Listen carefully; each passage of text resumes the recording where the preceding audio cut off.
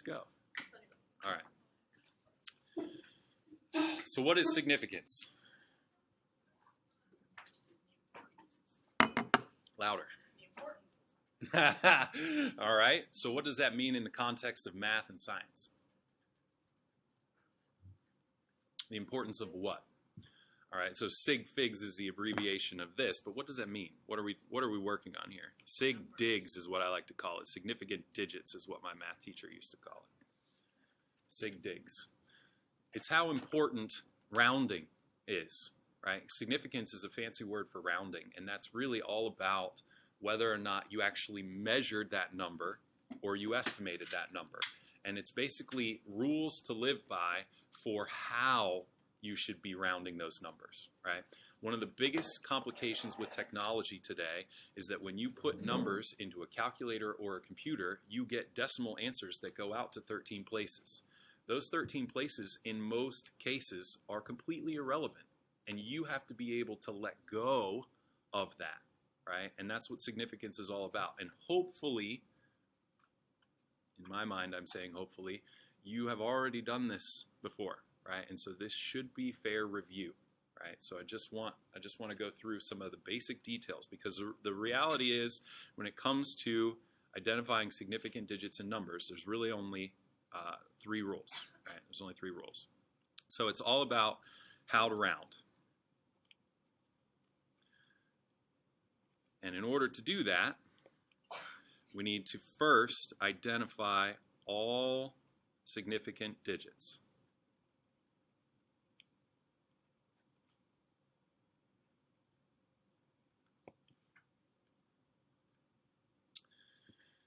In order to identify all significant digits, we're going to follow the 3 basic rules, right? Rule number 1. All non-zero digits are significant.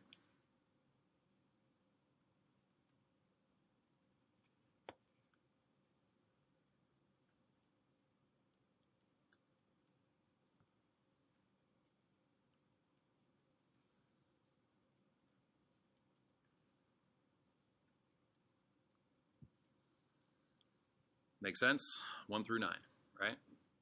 So then really the only problematic digit is what? 0. 0 is the problem, right? Because 0 in some cases is significant and in other cases is not. And so there's a variety of different ways that this is taught, right? One of the words or trend words is called Atlantic and Pacific, right? Thinking about where you start in terms of right and left.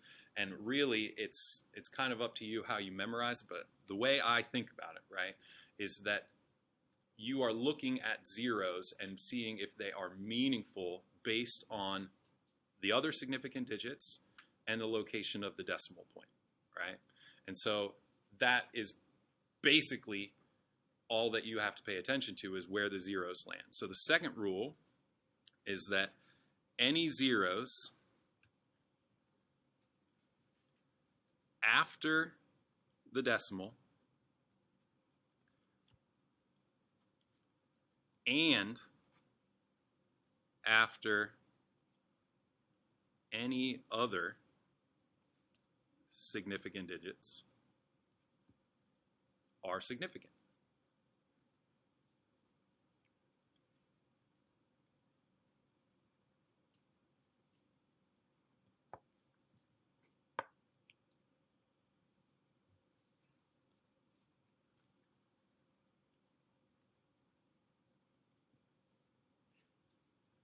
Example.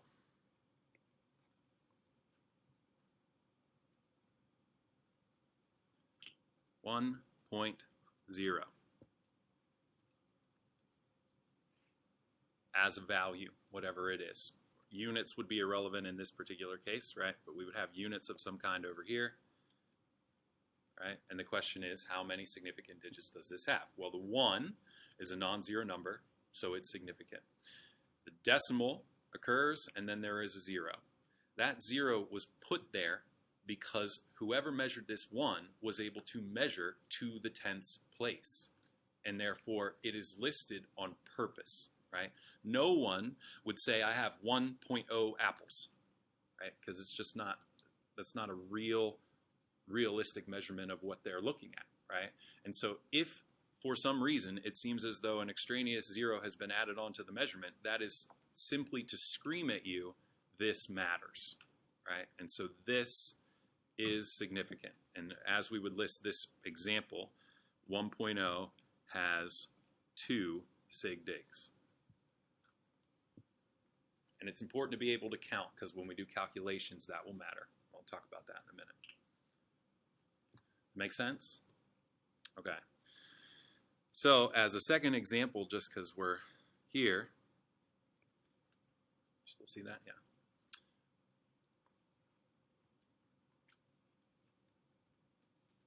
$2,000.0, right? Since the decimal occurs and then a 0, and that is after the decimal, after a significant digit, then this 0 is significant. And as a consequence of that, any other zeros that are between significant digits have to be significant. Because if I measured in the thousands place and I am capable of measuring all the way to the tens place, then I am capable of measuring to the hundreds, the tens, and the ones place as well. Which means that any zeros and realistically any numbers between significant digits are significant. So in this particular case, there is 1, 2, 3, 4, 5 significant digits.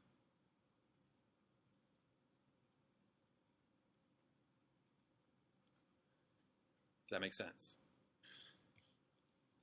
Why this matters?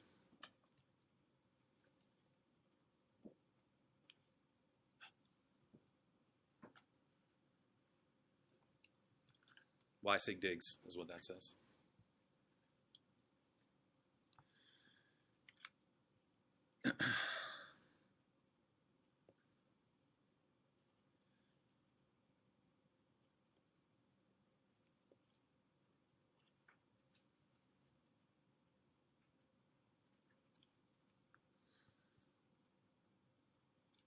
The reason why we need sig digs is because when we are doing math, we need to be able to roll the uncertainty through the problem so that our answer has the same error value as the initial values, and we have to stay consistent, right? And the largest error trumps all the other errors. So if I can only measure to the thousands, and then I add that to something that it measures to the tenths, that tenths is irrelevant, right? And so part of it is just identifying the significance of each individual piece of the math problem and then relating that to my answer, right? Does that make sense? Okay, so with addition and subtraction, it's a little bit trickier, right? Because in general, what we're trying to do is line up the decimals and pay attention to the placeholder as opposed to the number of significant digits. So I'll come back to counting them in just a minute. But basically what we're going to do is we are going to find the least significant placeholder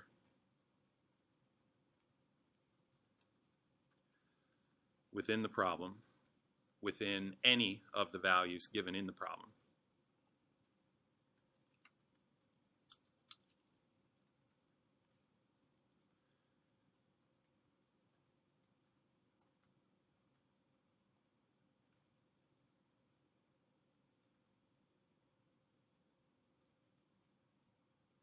And then we're going to round our answer to that place.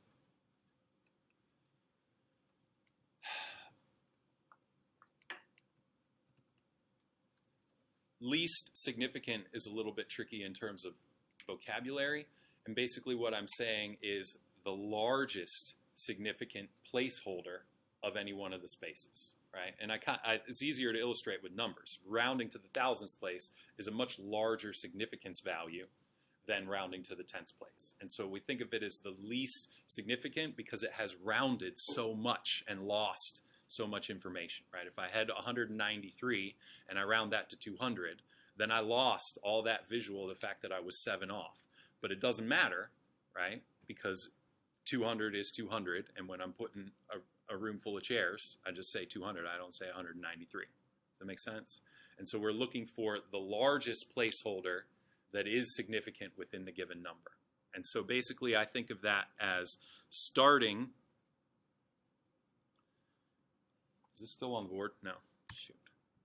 Sorry about that. Starting negative. No. I guess negative infinity is the best way. So, well, no. So let me show you. So starting at negative infinity and moving towards the larger values, we are going to come across until we hit the first significant value within a given number, right?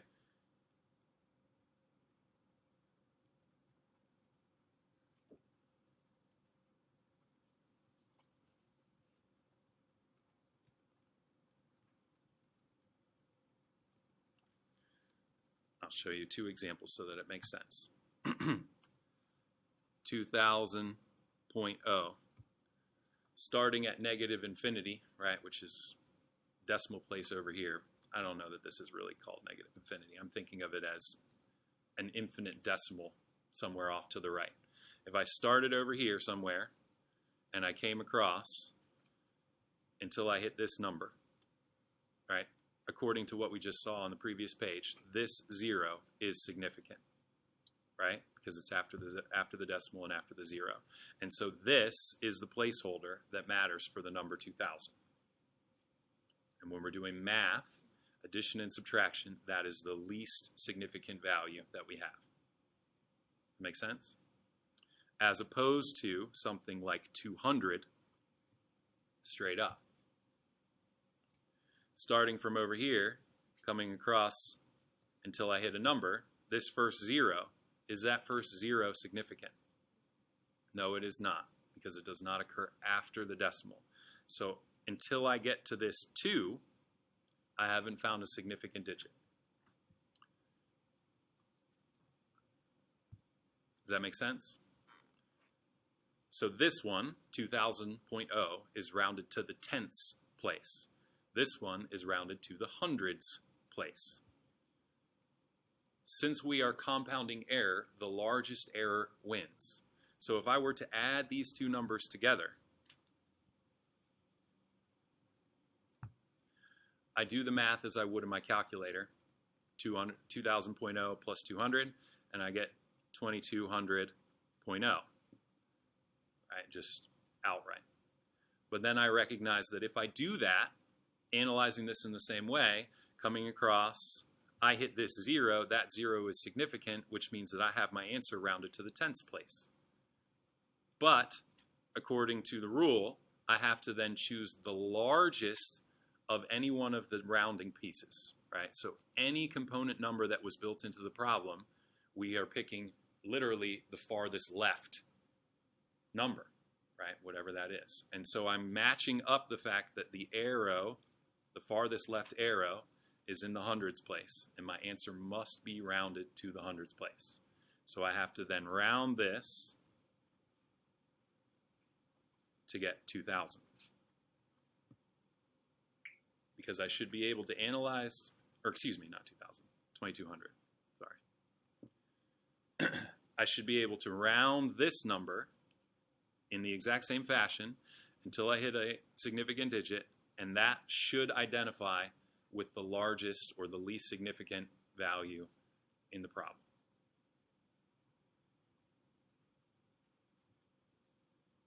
Does anybody have any questions? Yes? So you're basically saying you can't use the point O as significant when you're adding it to the 200 because the 200 doesn't have the same like significant number? Exactly. Any other questions? So with adding and subtracting, it's a little bit different method, but it almost makes more logical sense, right? I don't add 0.1 to 200 and get 200.1 if I can't measure to the tenths with whatever it is that I measure 200, right? We just drop those things. And that really is important in physics because there are so many numbers that don't make sense past 2 or 3 significant places, right? And it doesn't matter if it's 10 or if it's 10 million.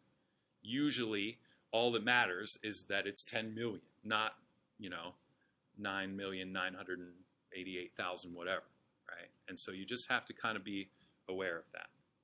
That's addition and subtraction. The other one, which goes back to counting sig digs, is multiplication and division.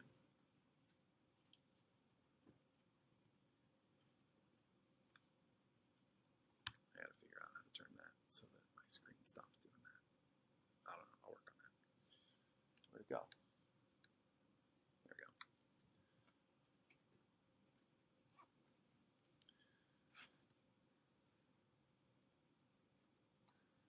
That's number 2. In multiplication and division, it's almost easier, right? So the first step is to count all sig digs in all values.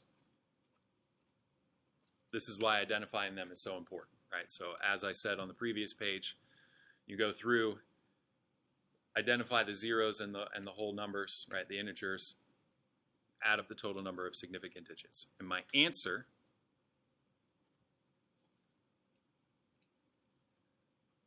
has the least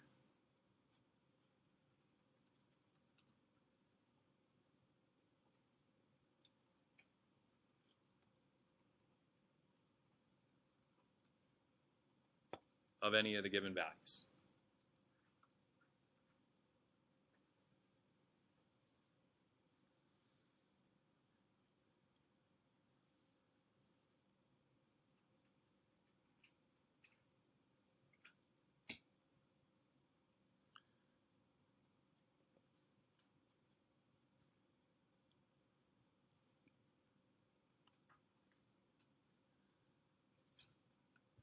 The easiest example is to do something that has 2 digits and 1 digit and multiply them together, right?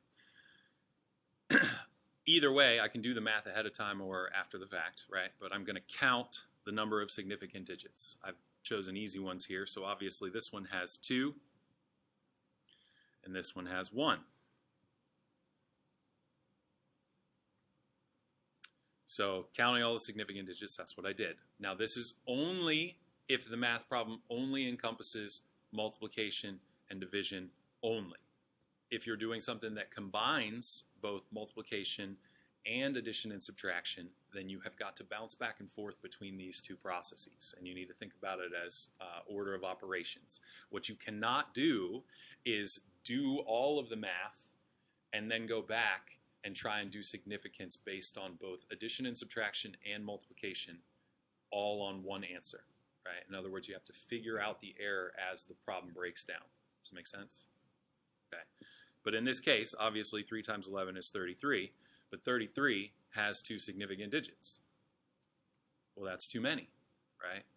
It is not allowed to have more significant digits than the least significant number that you use to create that number, right? To calculate that number. And so we have to round this answer so that it only has 2 significant digits, right? So 33, or excuse me, only has 1 significant digit. 33 rounds to 30 and makes that 1's place insignificant, right? It discounts that 0, and so now this only has 1, and I'm done. Does that make sense? Anybody have any questions? Okay. When it comes to values then, right, just writing numbers and paying attention to the process, it's a good habit to get into being comfortable with proper scientific notation, right? What does that mean to you, proper scientific notation?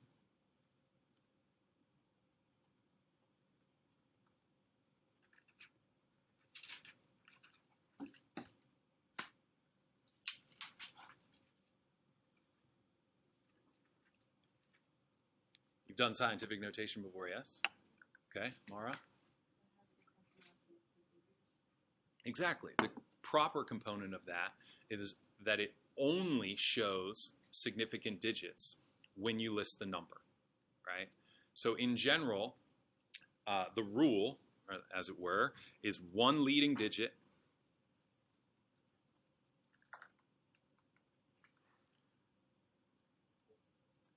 with all other sig digs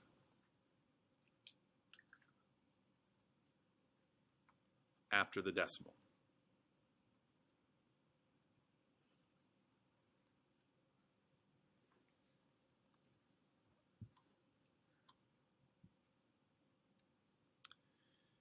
There are two easy examples with numbers that we've already used.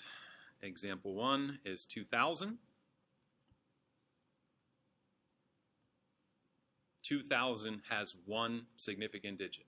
This is because those zeros occur on the left-hand side, of the decimal.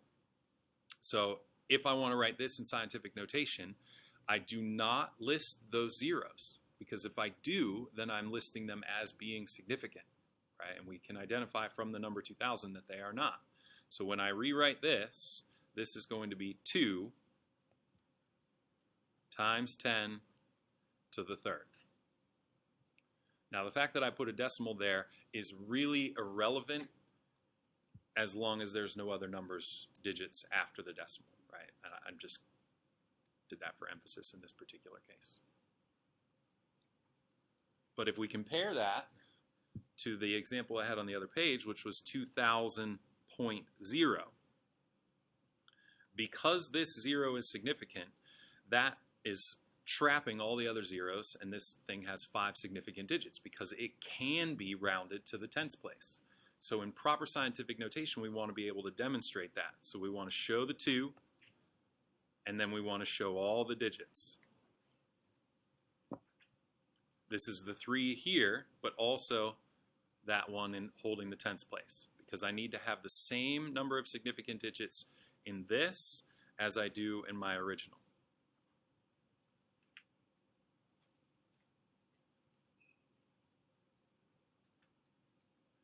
It becomes extremely helpful because most scientists, researchers, don't ever list numbers in raw form, right? They just don't, because it's so much easier to know that this was rounded a whole lot and this was not, right? Because look, 2 as compared to 2.0000, right?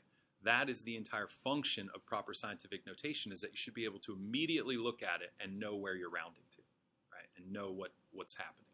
So the significant digits will be listed in proper scientific notation, and that will be a skill that you should develop. And that is something that, in general, textbooks, tests, and all those things will do for you, right? The problem sets, all of the problem sets that you will see, the numbers are given with the proper number of significant digits. And when you do your homework, you need to be comparing those things and following these rules.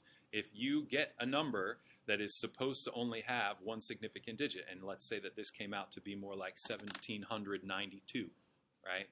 If you put 1792 down in your homework, you'll get it wrong. And this is because that has 4 significant digits, and you have not rounded enough to show that that should just be 2000. Questions? Okay. The last word is to say that on the AP test, significance counts for 1 point for the entire test. So if this stresses you out, then after you do this worksheet for homework, then you are going to stop worrying about this. And what you are going to be instructed instead is to round intelligently.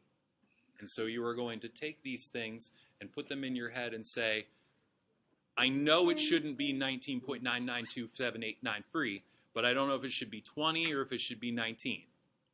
Fine, right? What I don't want to see is 8 decimal places after your answer. That's it. If you are a perfectionist and you want to get a perfect score in the AP exam, then you need to practice and be consistent as much as you can, because that is one of those single points that makes that difference. Right? The difference between a 4 and a 5 in some cases is some of those technique type stuff. But it's very useful to pay attention to these things. Part of the reason why we don't use, I don't know what happened in middle school for you, but acceleration due to gravity is very easily rounded to 10.